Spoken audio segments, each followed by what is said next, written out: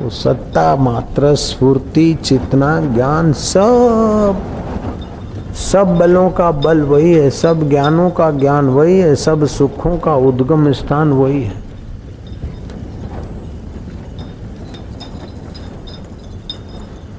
श्री कृष्ण का अवतार भी उसी की सत्ता से उसी में हुआ। रामावतार, राम श्री राम की आकृति, कृष्ण की आकृति माँ, गायत्री की साकार आकृति हमारे पास नहीं है।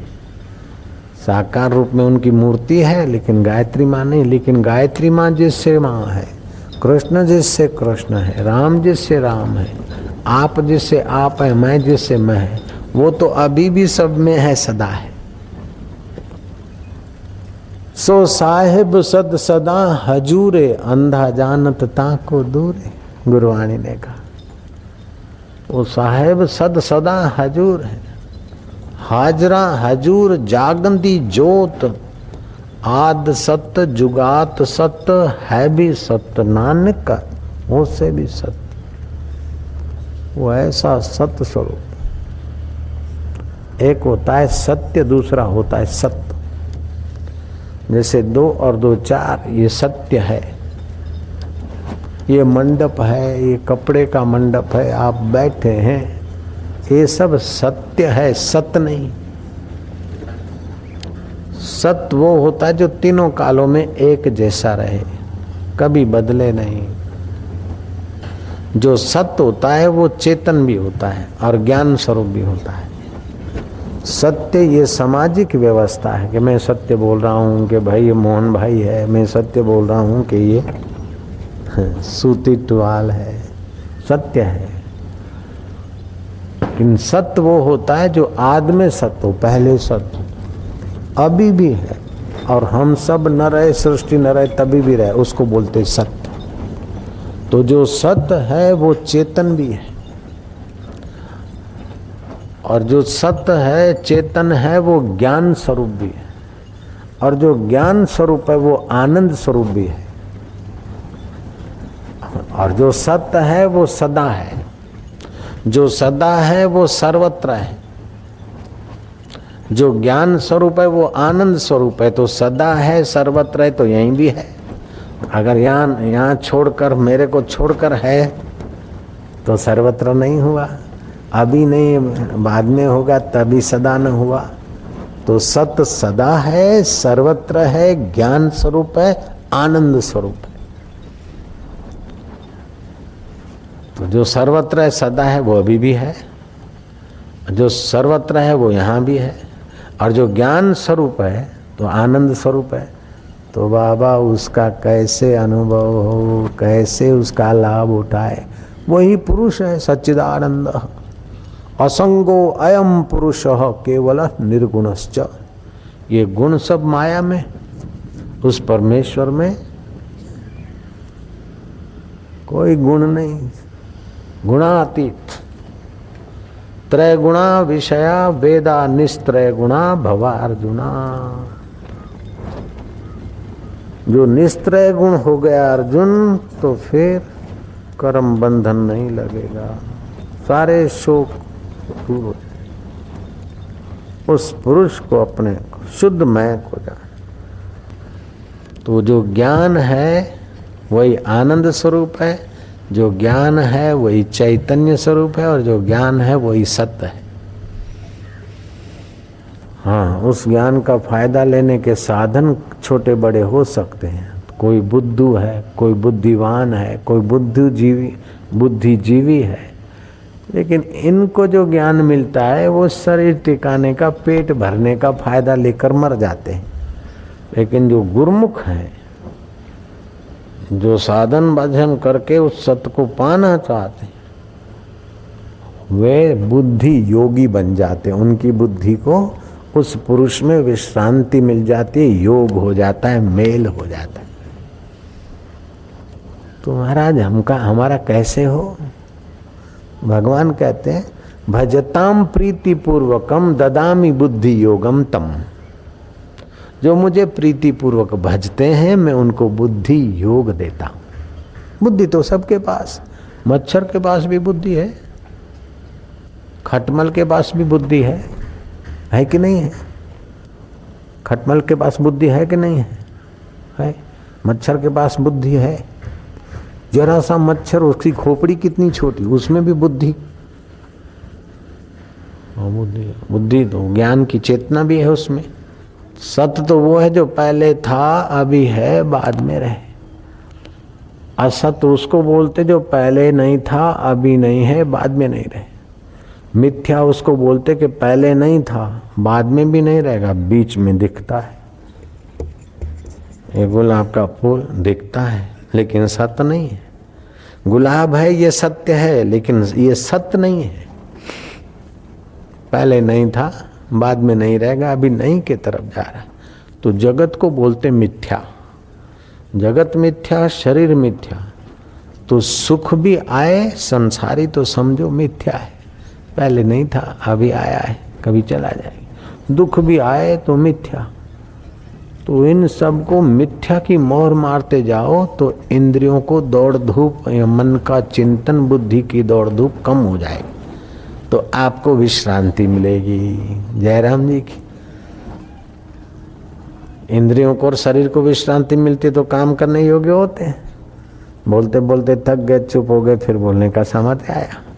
चलते चलते थक गए, चुप हो गए, तो फिर चलने का सामर्थ्य आया। नाचते नाचते थक गए, फिर जरा बैठे, पानी पिया, थोड़ा आराम किया, फिर नाचे।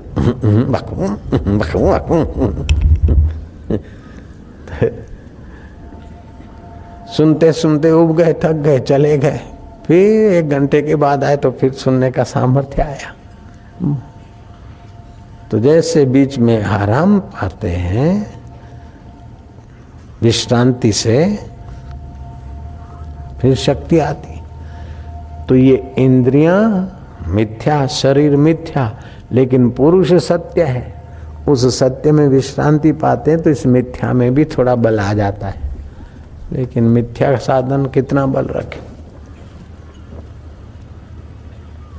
तो आपका आत्मा सत्य स्वरूप है और परमात्मा सत्य स्वरूप है।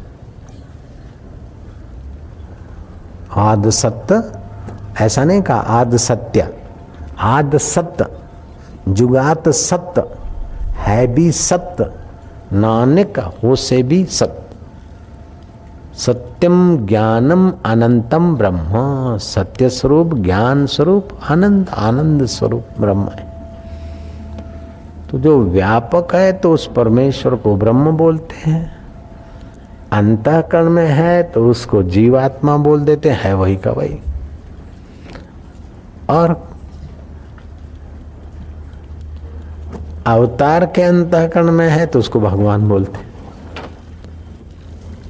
जैसे घड़े के अंदर है तो घटाकाश बोलते हैं, मठ के अंदर है तो उसको मठाकाश बोलते हैं, मेघ के अंदर है तो उसको मेघाकाश बोलते हैं, और व्यापक है तो उसे महाकाश बोलते हैं। है तो आकाश, साधन भेद से, उपाधि भेद से भिन्न भिन्न उसके नाम। तो ये नाम पड़े माया के कारण, उपाधि के कारण। असत्य के कारण उसको सत्य बोलते। दुख का निमित्त देखकर उसको बोलते सुख स्वरूप है। लेकिन दुख की सत्यता न मानो तो वो सुख स्वरूप है ये बोलना भी नहीं है। वो पुरुष अपने आप में पूर्ण है। उस पूर्ण पुरुष का अनुभव अथवा उसकी कृपा या बुद्धि योग कैसे पाए? संगति मिलना चाहिए, धड़ो। बुद्धि योग कैसे पाए? कि उसको प्रीति पूर्वक भजो। तो प्रीति पूर्वक महाराज कैसे बजे? हम तो मौन थाल रखते हैं, तू गिरधर गोपाल, तू सच्चे पातशाह सदगुरु महाराज, हम तो करते हैं। लेकिन महाराज और क्या करे प्रीति पूर्वक? प्रीति पूर्वक भजने का ये निशानी है कि आप उसका भजन सुमरण करते हो तो उससे क्या चाहते हो।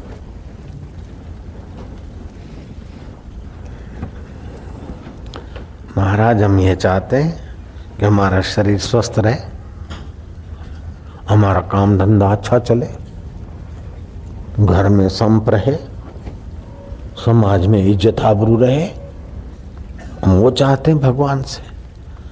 तो भगवान से अब आप इज्जत आबरू चाहते हैं, शरीर स्वस्थ चाहते हैं, धन संपत्ति चाहते हैं, तो भगवान से जो चीज चाहते हैं आप, तो आपकी चाहने की चीज बड़ी हो गई और भगवान छोटे हो गए। क्योंकि वो नहीं चाहिए, ये चीजें चाहिए। तो भगवान का आप उपभोग कर रहे हैं, उपयोग कर रहे हैं। भगवान में आप मिलना नहीं चाहते। जो प्रीति करता है वो उससे अलग होना नहीं चाहता है। जय राम जी की। भगवान से प्रीति करते तो जब फालतू चीजें मांगते हैं तो भगवान से प्रीति है चीजों के कारण, तो चीजें ज्यादा प्रीतिपूर्वक हो गई। नहीं, भगवान से प्रीति करे, चीजें मांगते मांगते बुद्धि जब विकसित होती है तो फिर प्रेमास्पद से मांगा नहीं जाता, प्रेमास्पद को दिया जाता है। जहाँ अहंकार होता है वहाँ स्वार्थ और लेना होता है, और जहाँ प्रेम होता है वहाँ निस्वार्थता और देना होता है। भला शिव जी को क्या जरूरत थी एक लोटा पानी की? 3 बिली पत्र से शिव जी का क्या लाभ हो जाएगा? लेकिन आप प्रेम करना सीखे, इसीलिए नमः शिवाय महेश्वराय च शंभवाय च मयोभवाय च नमः शिवाय। आहो शंभो। अब तुम शिव जी को तो कोई जरूरत नहीं। सूर्य को 1 लोटा पानी देते, सूर्य तो करोड़ों गैलन उठा के बरसवा रहे हैं, फिर भी तुम्हारा 1 लोटा पानी से क्या उनको लाभ हो जाएगा? उनको तो लाभ नहीं होगा। लेकिन सूर्य के उपासक तो जहाँ प्रेम है वहाँ कुछ न कुछ दिया बिना नहीं रह जाता है। आप जानते कि भगवान के पास कोई कमी नहीं है। जिसको प्रेम करते उसको कोई कमी नहीं है, फिर भी आपसे दिया नहीं जाता। तो आप वस्तुएं देते हो, मन देते हो, बुद्धि देते हो। जितना प्रेम करते जाते हैं, आरंभिक प्रेम होगा तो वस्तुएं दोगे, फिर प्रेम बढ़ेगा तो मन उसमें लगेगा, फिर प्रेम बढ़ेगा तो बुद्धि उसमें लगेगी। तो आप तो ये मिथ्या चीजें देते हो, लेकिन वो प्रेमास्पद भी दिए बिना नहीं रहता है, तो वो अपना आपा दे डालता है। कीड़ी की और गरुड़ की चाल में तो अंतर है, लेकिन कीड़ी गरुड़ से प्रीति करना चाहे और गरुड़ के लिए चल पड़े, चलते चलते चलते चलते चलती जाए, आराम करके चलती जाए, तो कीड़ी की अपनी चाल से वो चलेगी, कितना चलेगी बेचारी। उसकी पूरी जिंदगी हो जाए तो शायद 1-2 किलोमीटर चल लेगी।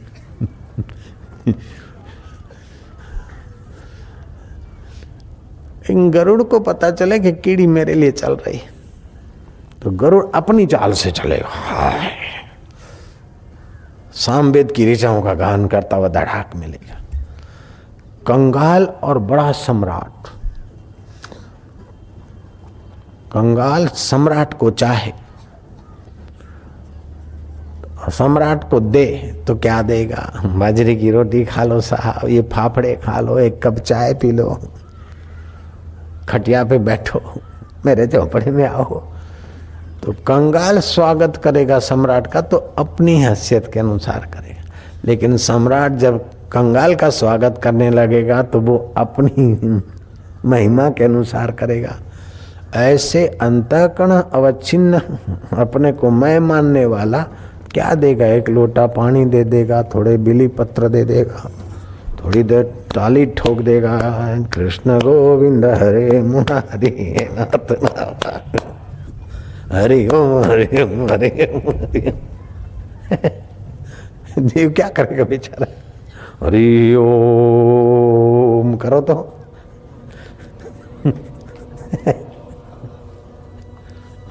फिर करो हरि, भीख मांगना चालू हो गया।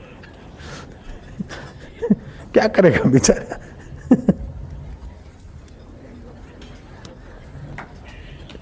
कीड़ी बेचारी 1 फलांग चलेगी तो क्या करेगी? हरिओम करते करते 15 मिनट करो, फिर देखो क्या हाल होता है। बोले बाबा जी अब चुप कराए तो अच्छा है। नानक बोले सहज स्वभाव।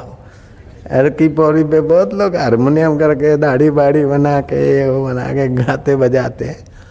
ऐसे कथाकार तो बेचारे भले मौज करें, लेकिन उसके साथ एक होके फिर जो बोलो, वाह। जयराम जी की आप क्या दोगे, कितनी देर दोगे? चलो दो, कितनी देर देते हो? अपना इंद्रियां, मन, अपनी वाणी देंगे ना भाई। हरि ओम करके अपनी वाणी अर्पण कर रहे हैं, ताल बजा के अपना कर की अर्पण कर रहे हैं, आंखें बंद करके मन इंद्रियां उसमें लगा रहे। कितनी देर देते? लगाओ, चलो। जहाँ श्रद्धा होती है वहाँ मन लगता है, जहाँ प्रीति होती है वहाँ मति लगती, जहाँ प्रीति की पराकाष्ठा होती है वहाँ स्वयं लगता है। जहाँ स्वयं लगता है तो वो भी अपने आप को स्वयं को दे डालता है। भजताम प्रीति पूर्वकम। कीड़ी अपनी चाल से चले, लेकिन गरुड़ चलेगा तो मुलाकात हो जाएगी। कंगाल अपनी हैसियत के अनुसार स्वागत करता है या कुछ देता है, तो सम्राट अपनी शक्ति के अनुसार। ऐसे अंतःकरण अवच्छिन्न जीव बेचारा अपने तरफ से प्रीति पूर्वक अपने मन को, इंद्रियों को, मान्यताओं को उस परमात्मा में डूबा दे, शांति में गोता मारे, तो वो विश्रांति अपने तरफ से जो देता है। असंगो अयम पुरुषः संगति। उस असंगो अयम पुरुष केवला निर्गुणश्च। गुण प्रकृति में, माया में वो निर्गुण रोटी सबसे मोटी उसका भोग लगाता है। निरंजन वन में साधु अकेला खेलता है, कबीर जी ने कहा। अंजन माना इंद्रियां, जहां इंद्रियों की पहुंच नहीं है, वो कोई आकृति की कल्पना मत करना, शांत होते जाना। द्विभुज चतुर्भुज साकार की कल्पना मत करना, अपने आप को उसमें दे देना, जिससे साकार भी जीव है और निराकार ईश्वर की भी, साकार जीव और साकार ईश्वर की भी सत्ता जिससे सिद्ध होती है, उस सच्चिदानंद में अपने आप को थोड़ा डुबाते जाना। कुंभ बांधा जल रहे, जल बिनु कुंभ न होए।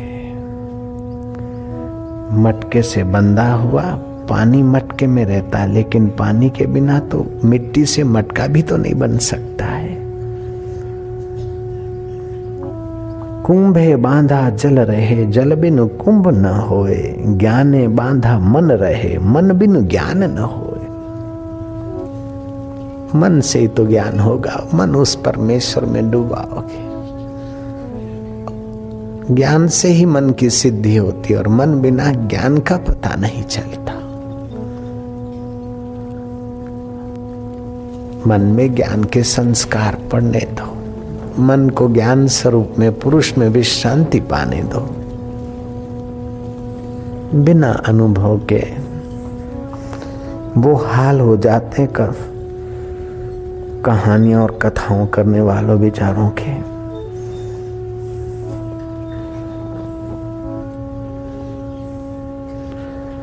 मनवा तू क्यों बावरा, तेरी सुध क्यों खोए। मौत आए सिर पर खड़ी, उल्टे बैर न होए। बात बनाई जग ठग्यो, मेरा साया। भगवान ने ये कहा, भागवत में ये कहा, फलानी जगह ये कहा, रामायण में ये कहा, लेकिन तेरा मन रामायण में रमन कर दे, भगवान में रमन कर दे यार, वैसा भी कर भैया। बात बनाई जग ठग्यो, मन मोघा नाही। बात बनाई जग ठग्यो, बात बनाई जग ठग्यो। मन पर मोघा नाही, कहे कबीर मन ले गया 184 माही। बात बनाई जग ठग्यो,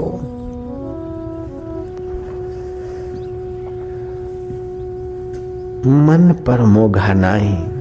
कह कबीर मन ले गया 1,84 माई।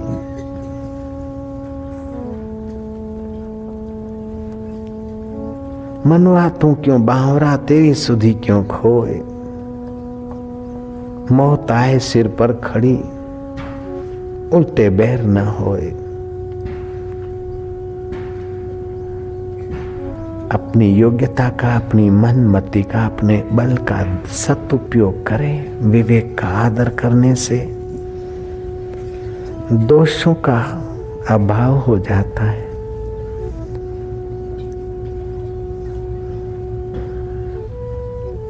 आखिर ये भोग कर कब तक, ये करके कब तक, अब छोड़, विश्रांति पाले। बात करते करते थक जाते तो विश्रांति, चलते चलते थक जाते तो विश्रांति करते तो फिर चलने की शक्ति आती। जगते जगते थक जाते तो सोते तो फिर शक्ति आती। ऐसे ही अपने आत्मा में विश्रांति पाले मनवा। विवेक का आदर कर दोष निवृत्त हो जाएंगे, आवश्यक सामर्थ्य मिल जाएगा। जैसे विश्रांति से आवश्यक सामर्थ्य शरीर को, मन को मिलता है, ऐसे तू अंतर आत्मा राम में विश्रांति कर तो तुझे आवश्यक सामर्थ्य मिल जाएगा, मुक्ति का अनुभव हो जाएगा। इतना वो सरल है। घर विच आनंद रहा भरपूर, मन मुख स्वाद न पाया। मन को जैसा अच्छा लगे ऐसा तो पतंगिया भी कर रहा है, कुत्ता भी कर रहा है, मछली भी कर रही है, घोड़ा गधा भी कर रहा है। जो वास्तव में अच्छा है उसमें तेरे मन को डुबा दे। मन सब पर सवार है, बैठा करे अनंत। मन ही पर सवार है कोई बिरला संत। मन सब पे माहू पे सवार है, नचा रहा है। कोई मन पे सवार हो जाए और मन पे सवार होने का सामर्थ्य नहीं है तो मन उसमें डुबा दे। ले भाई मन तू ले ले, मैं तुझे नहीं दे सकता हूं, लेकिन तेरा मन है तुझे देता हूं। हे प्रभु, हे नाथ, ले ले। ऐसा प्रीति पूर्वक करते हुए जो भजन करते हैं, ऐसे दीवानों के मन को भगवान ले लेते हैं। फिर उनका मन कभी हंसता है, कभी रोता है, कभी गुनगुनाता है, कभी कुछ। मन मन का उनकी माला है, तन उनका एक शिवाला है संगति। जब देखो भोला भाला है। जंगल में जोगी बसता है, गह रोता है, गह हंसता है। कभी हंसी आएगी, कभी रुदन आएगा, लेकिन दिल किसी परिस्थिति में फंसेगा नहीं कि मैं रोयाई करूं, मैं हंसाई करूं। नहीं, मैं ये भोगू ना। सच्चे साधक का मन कहीं फंसता नहीं, रुकता नहीं उस प्यारे के सिवाय। मन मन का उसकी माला है, तन उसका एक शिवाला है। जब मन विश्रांति पाता है तो दिव्य परमाणु पैदा होते हैं। उसकी आंखों से दिव्य परमाणु, उसके शरीर से दिव्य परमाणु निकलते, उसके वाणी से दिव्य भाव उत्पन्न होते। मन मन का उसकी माला है, तन उसका एक शिवाला है। जब देखो भोला भाला है। जंगल में जोगी बसता है, कह रोता है, कह हंसता है। दिल उसका कहीं नहीं फंसता है, तन मन में चैन बरसता है। बड़ी शांति मिलती, बड़ा अच्छा लगता है, क्योंकि उसने मन दे दिया। धीरे धीरे बुद्धि भी आई तो बुद्धि योग देने वाला तो बैठा, विश्रांति मिल जाती। ज्यों ज्यों विश्रांति बढ़ती जाती त्यों त्यों आवश्यक योग्यता और सामर्थ्य उभरता है, और ज्यों ज्यों वो बेधड़ा हो जाता है। अपने इष्ट के प्रति, गुरु के प्रति श्रद्धा रखने से विश्रांति, प्रीति रखने से विश्रांति।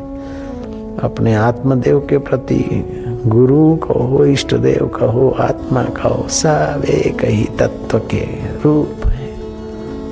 प्रभु तेरी जय हो।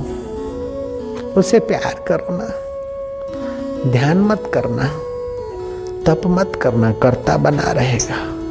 तुम तो प्रेम करते, उसमें पिघलते जाने दो। मन बुद्धि को अर्पण कर दो। ले, ये मन तेरा, ये बुद्धि तेरी,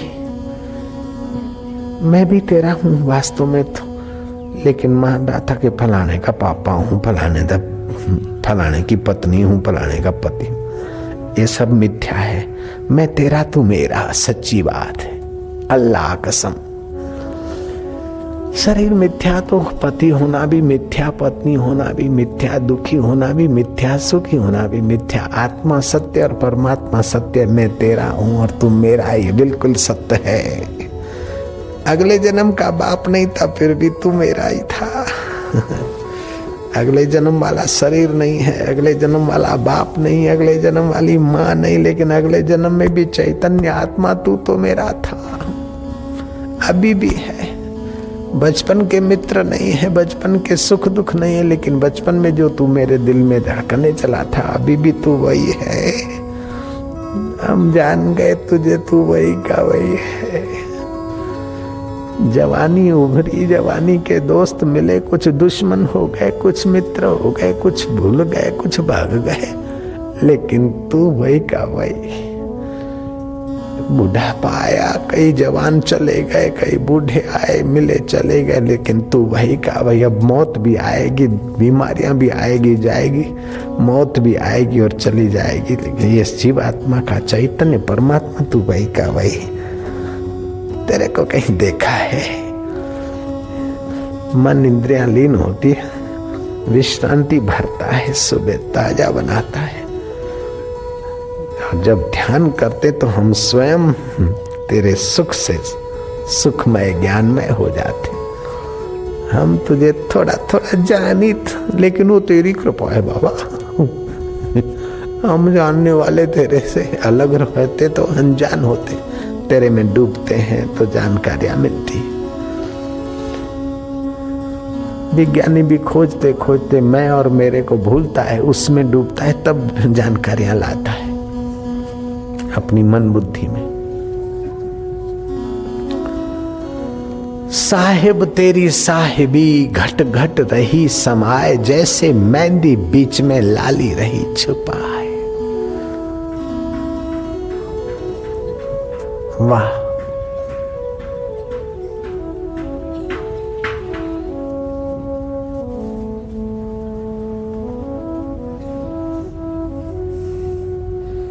विश्रांति,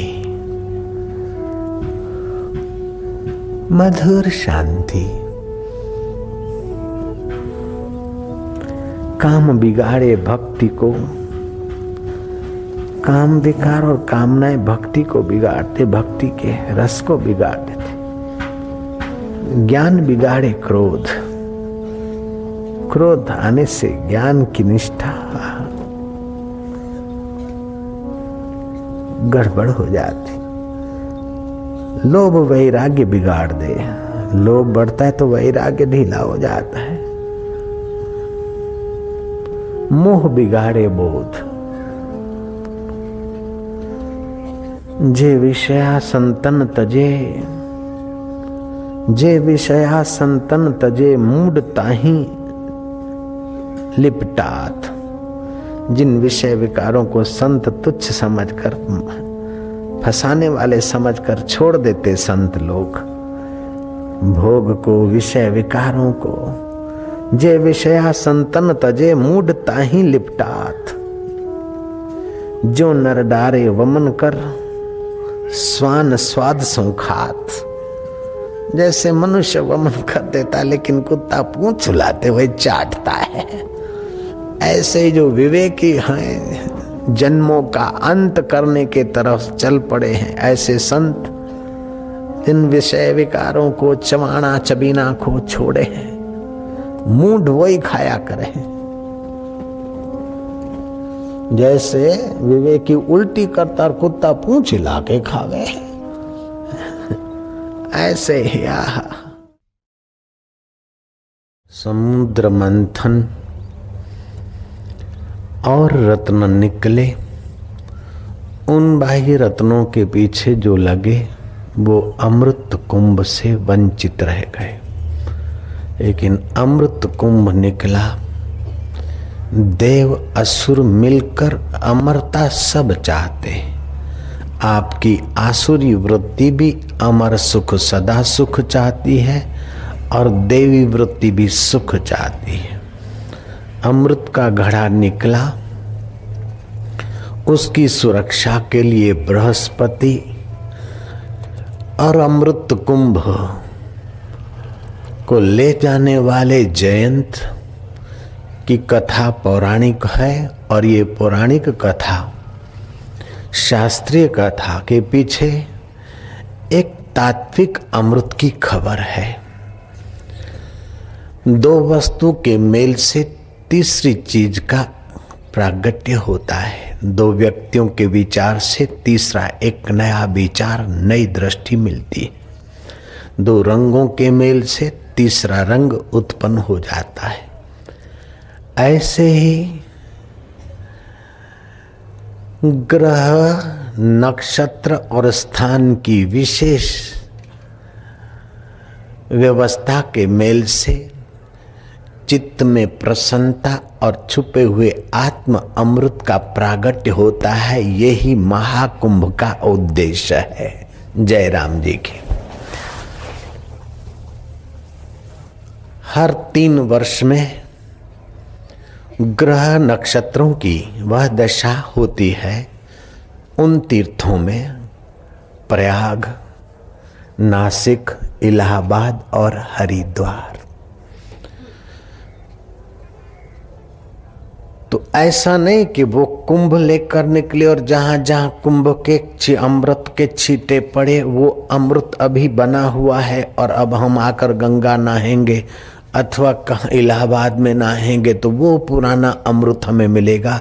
नहीं, वह ग्रह, नक्षत्र, तिथि के मेल से आपके चित्त में सात्विक दशा उत्पन्न होती है और उन तीर्थों में नहाने से आपके अमर आत्मा की झलकें आती है। ये कुंभ मेला की व्यवस्था है। दुनिया में इतना बड़ा मेला और कहीं नहीं लगता है कुंभ की बराबरी कर सके।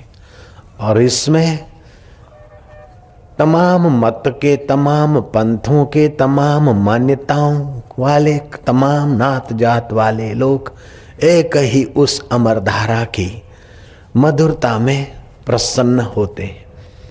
ये शांति और प्रसन्नता का एहसास न हो, अगर किसी का कल्पित किया हुआ होता तो कल्पित चीज का सुख ज्यादा देर नहीं ठहरता है।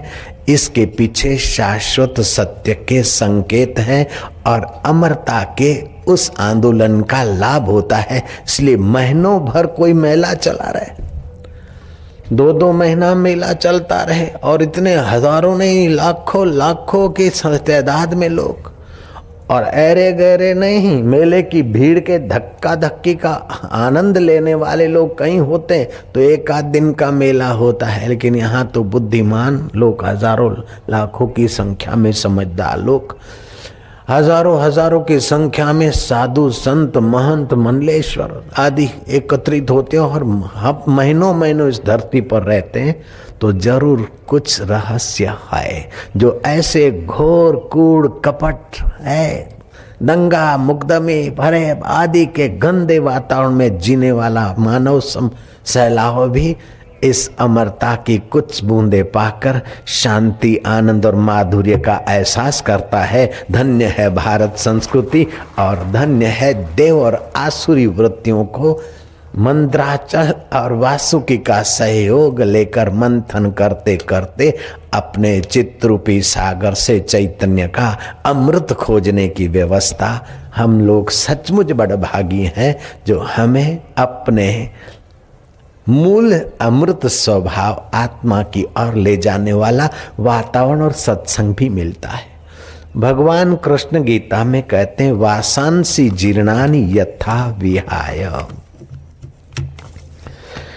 नवानि गृह्णाति नरो पराणि तथा शरीराणि विहाय जीर्णाः अन्यानि संयाति नवानि देहि। मनुष्य जैसे पुराने कपड़ों को छोड़कर दूसरे नए कपड़े धारण कर लेता है, वैसे ही ये देही पुराने शरीरों को छोड़कर दूसरे नए शरीर में चला जाता है। वास्तव में ये देह और देह का स्वामी कहो अथवा देह का अधिष्ठान कहो, ये आत्मा उससे अलग है। जैसे आप कपड़े पुराने छोड़कर नए पहन लेते हैं, ऐसे इस पुरानी देहों को छोड़कर ये जीवात्मा देह ही नए देहों में जाता है। ये तब तक नए देह बदलता रहता है जब तक इसे पूर्ण अमरता का अनुभव नहीं होता है। मर शरीर में अमर की प्यास किसी ने जगाई नहीं, स्वतः सिद्ध है। कोई ये नहीं सिखाता कि आप सुख चाहो, कोई ये नहीं सिखाता है कि आप सुख के लिए कोशिश करो। कीड़ी से लेकर कुंजर तक, मनुष्य से लेकर देवता तक सारे प्राणी सुख के लिए प्रयत्न करते हैं। जो सत्य है वही चित्त है, वही आनंद स्वरूप है। तो तुम्हारा वो देह तो सत्य नहीं है, लेकिन देह के भीतर बैठा देही सत्य है। देह तो चेतन नहीं है, लेकिन देह के भीतर बैठा हुआ देही चैतन्य है। देह तो आनंद रूप नहीं है, लेकिन देही आनंद रूप है। गलती से देही को मैं रूप में नहीं जानते और देह को मैं रूप में मानते। नानक जी ने कहा, भूला जब भी आपनू तभी होया खराब। अपने आत्म भाव को, अपने आत्म सुख को ये जीव जब भूला है तभी खराब हुआ। कई यात्राएं करता करता, यातनाएं सहता सहता, धन कमा लूं सुखी हो जाऊं, इतना पढ़ लूं सुखी हो जाऊं, इतना छोड़ दूं तो सुखी हो जाऊं, इतना पालूं तो सुखी हो जाऊं, करते करते अंत में शरीर जीर्ण हो जाता है। बोलता है इससे तो मर जाऊं तो सुखी हो जाऊं। सुख की मांग अनादिकाल से, वो सुख जो नित्य हो, शाश्वत हो। क्षणिक सुख मिलता है, थोड़ा सुखी होता है, फिर बेचारा दुखी हो जाता है। सुख, शाश्वत सुख पाने की इस जीव की जो दौड़ है, जब तक पूरी नहीं होगी तब तक चीजें बदलेगा, फैशन बदलेगा, मित्र बदलेगा, मकान बदलेगा, घर बदलेगा, यहां तक कि तन भी बदलेगा। तो इस शरीर को मैं मानने की, उस ईश्वर को खोजने में सुंदर तरीका है कि इस देह को मैं मानने की भूल निकालना शुरू कर दे। जैसे मैं हाथ नहीं हूं, हाथ मेरा है। जो मेरा है वो मैं नहीं, और जो मैं हूं उसका मैं त्याग नहीं कर सकता। मेरा सदा टिक नहीं सकता और मैं अपने आप को छोड़ नहीं सकता। ये तकिया मेरा है, ये सदा नहीं टिकेगा। ये हाथ मेरा है, सदा नहीं रहेगा। ये पैर मेरे, शरीर मेरा है। तो शरीर, बचपन अवस्था बदल गई, किशोर अवस्था बदल गई, यौवन अवस्था बदल गई, मृत्यु की घड़ियां आएगी, वो अवस्था बदल जाएगी। ये मेरा शरीर मेरे साथ नहीं चलेगा, लेकिन मैं तो शरीर के मरने के बाद भी रहूंगा। वो मैं कौन हूं उसको जान लूं तो निहाल हो जाऊं, कल्याण हो जाए, मंगल हो जाए। रमन महर्षि के पास कोई जाता कि भाई तुम ईश्वर को चाहने वाले तुम कौन हो, उसको खोजो। तपस्ु सर्वेषु एकाग्रता परम तपोस, एक पर ब्रह्म परमात्मा में एक ही अग्र में हो, ऐसे परमात्मा तत्व के विचार करके स्थित रहने वाला वो दीर्घ तपा तपस्वी अपने तप में सफल हो गए। सुख दुख में उनका चित्त सम रहता था। दीर्घ तपा तप के सफलता को छुए थे उनकी पत्नी भी सफल हो गई थी। समय पाकर दीर्घ तपा ने देखा कि ये पुराने वस्त्र अब छूटने वाले हैं। इंद्रियां मन में, मन बुद्धि में, और बुद्धि दाता में स्थित करके शरीर को छोड़ दिया। समय पाकर पत्नी ने भी पति के लोक का अनुगमन किया। तब दीर्घ तपा का बड़ा पुत्र तो ज्ञानवान था, उन्होंने अंतिम क्रियाएं अंत्येष्टि की। लेकिन जो छोटा बेटा था, पावक और पुण्यक दो पुत्र थे। तो पावक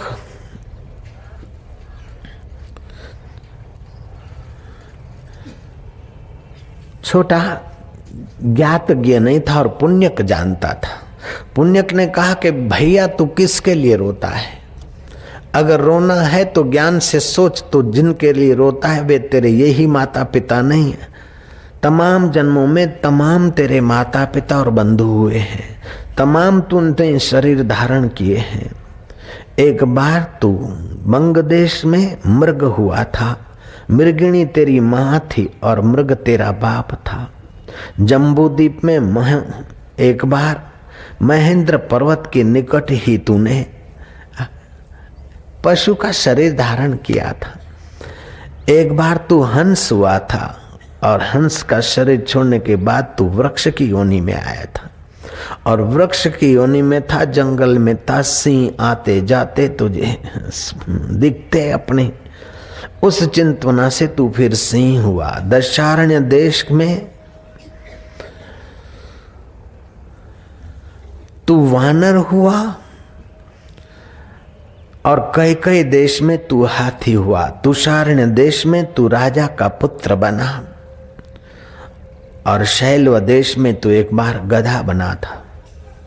बंग देश में तू तीतर के शरीर में जिया था। तितरी तेरी माँ थी, दूसरे तितर तेरे भाई मित्र थे, तितर तेरा बाप था। अगर शरीर को तू मैं मानता है तो तेरे कई बाप हो गए, कई मैं हो गई और कई मित्र हो गए, कई शत्रु हो गए।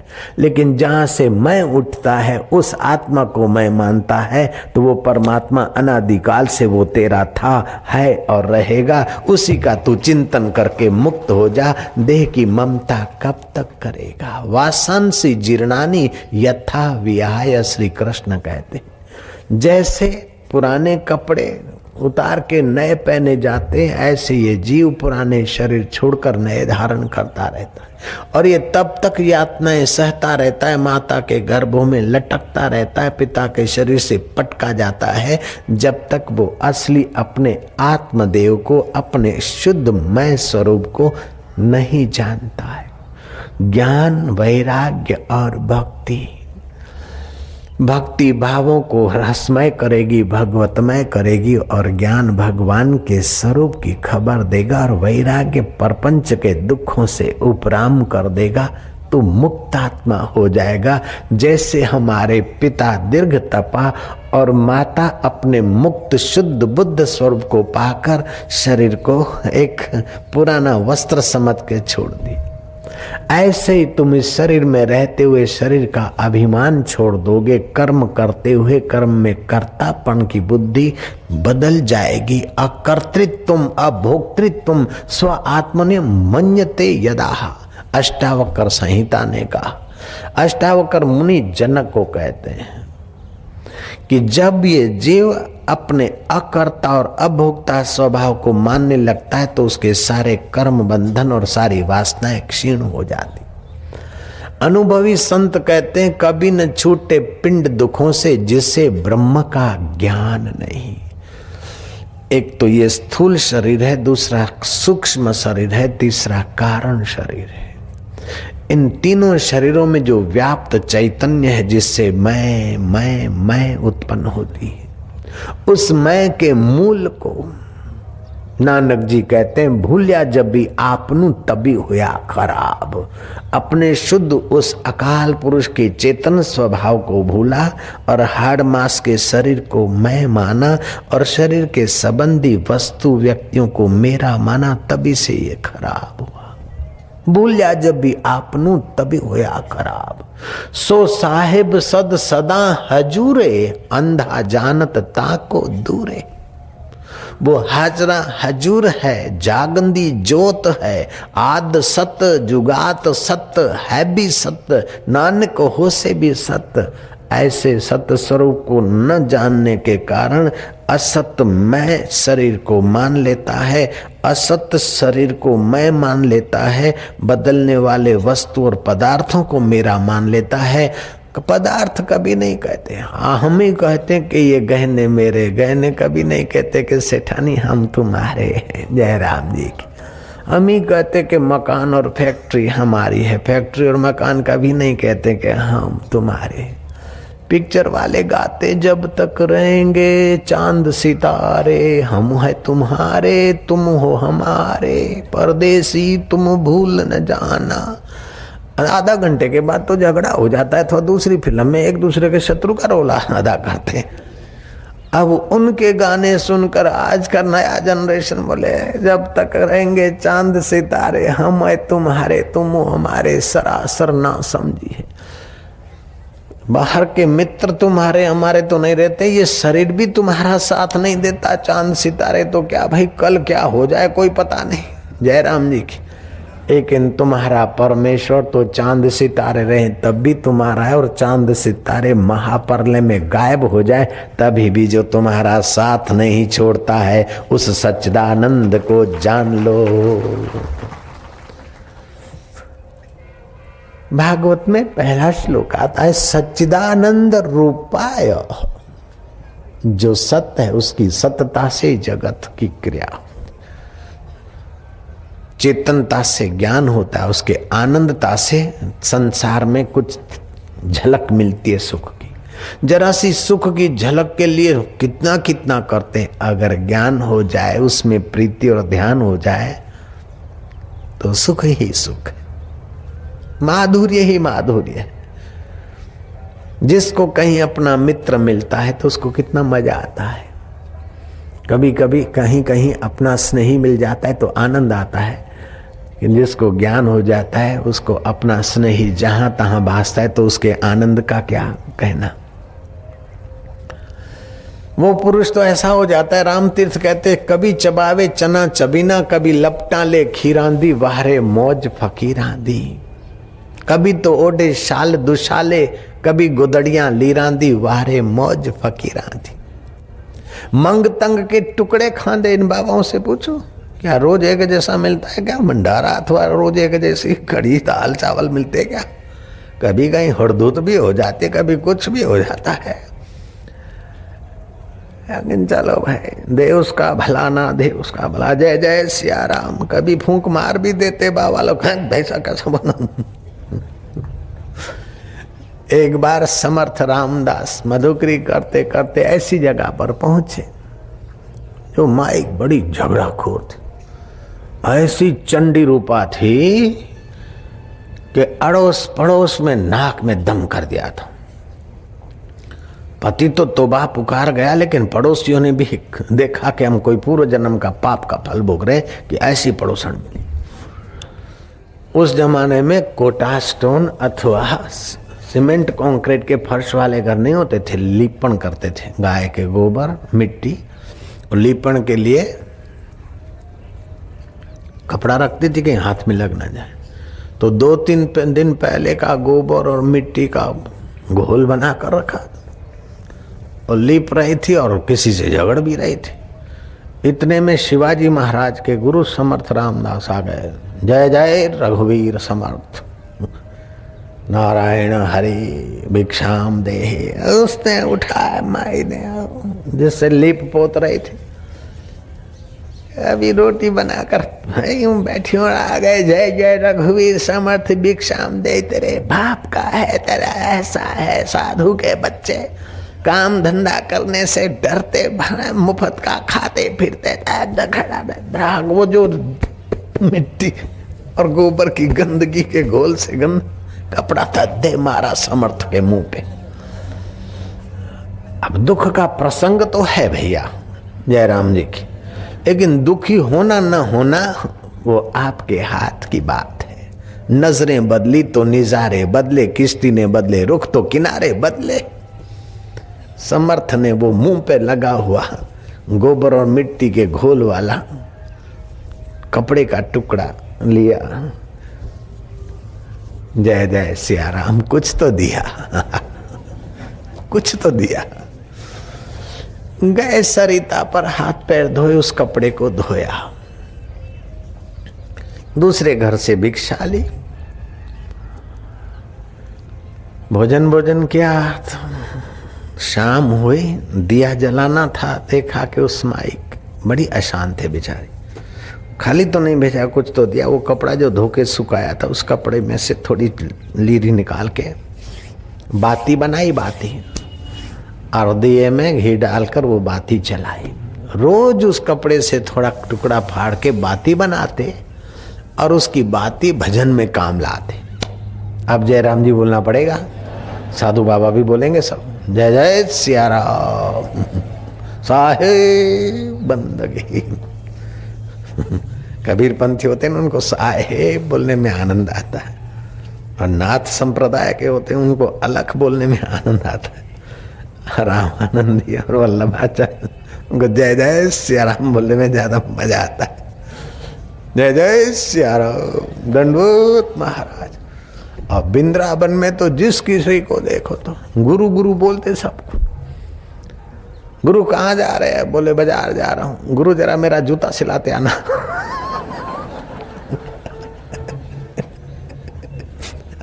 गुरु शब्द कितना, ब्रह्मा विष्णु महेश की उपाधि, उससे भी मेरे गुरु साक्षात पर ब्रह्म है। लेकिन वृंदावन में तो तोबा तोबा। नारायण हरि शब्दों के साथ कई बार अन्याय हो जाता है। कबीर जी ने कहा, दास कबीर चढ़्यो गढ़ पर, राज मिल्यो अविनाशी। महाराज महान राज मिला।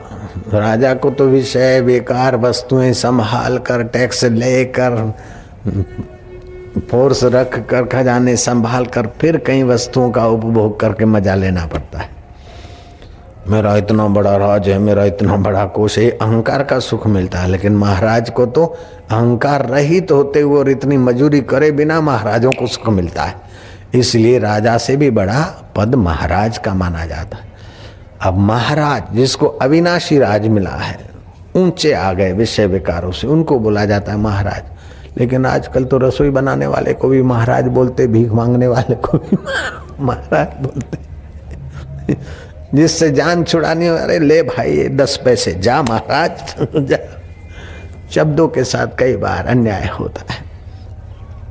समर्थ रामदास ने बाती जलाते जलाते वो टुकड़ा पूरा कर दिया होगा। अब वहीं चलते अपन जयराम जी की। जब वो टुकड़ा माई का लीरा पूरा हो गया तो समर्थ उसी माई के द्वार पर आए। जय जय रघुवीर समर्थ।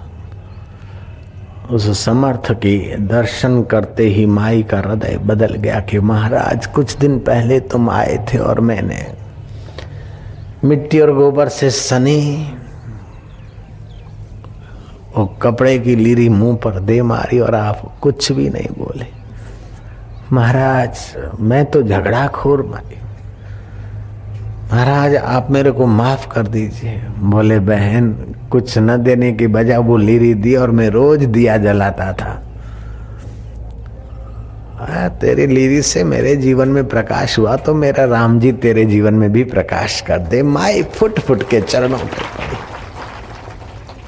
बदल गई। महापुरुष के बोलने के पीछे उनका संकल्प, उनका त्याग, उनका तप बड़ी मदद करता। कोई सत्पुरुष पूछ ले क्यों भाई ध्यान भजन करते हो, तो उसका मतलब नहीं करते तो करो और कर रहे हैं तो बढ़ाओ। क्योंकि उन्होंने पूछा है तो उनका शुभ संकल्प आपको मिल रहा है।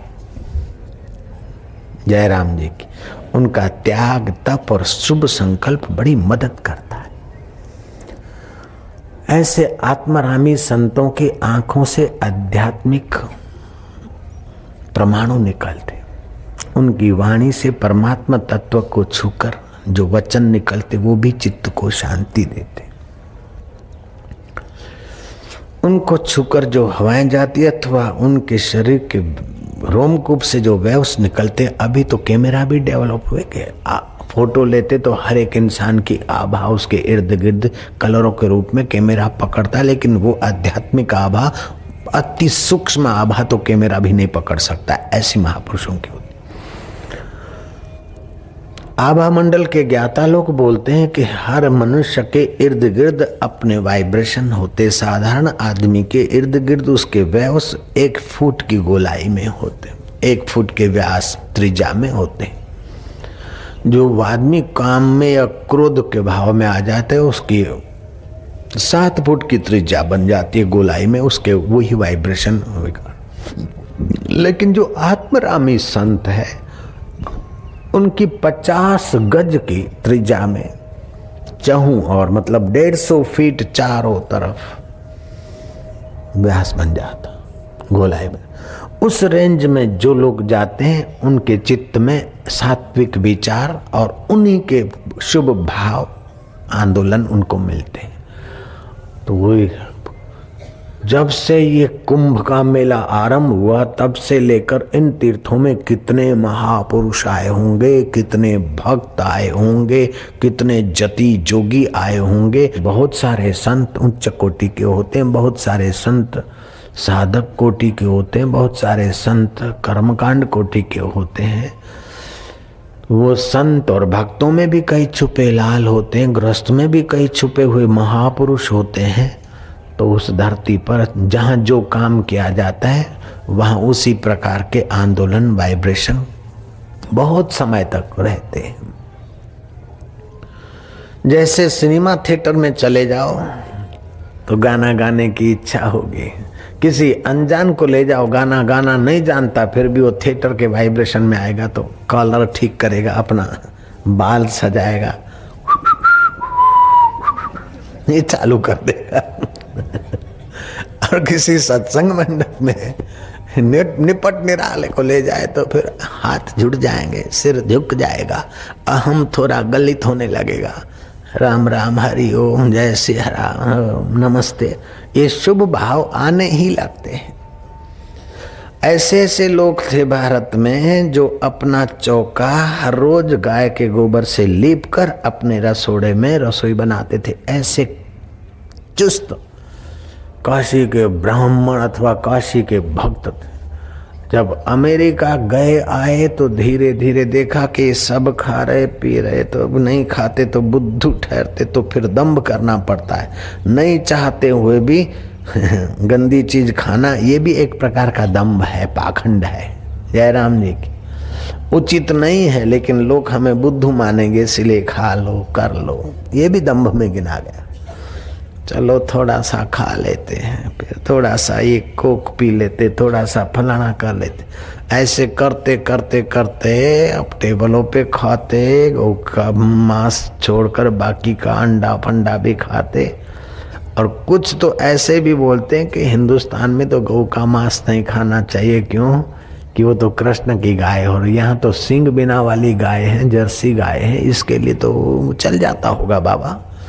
उसका मतलब कभी कभी वो खा जाते होंगे। जय राम जी की। तो ऐसे लोग जो बहुत पवित्रता से रहते लेकिन संग के कारण धीरे धीरे धीरे धीरे बेचारे ऐसे, जब भोगियों का और हल्का संग मिलता है तो अच्छा आदमी भी छोटे कर्मों में लग जाता है। तो योगियों का और भक्तों का संग मिले तो छोटे मन बुद्धि भी ऊंचे विचार और ऊंचे में ऊंचे परमात्मा के तरफ लग जाते हैं।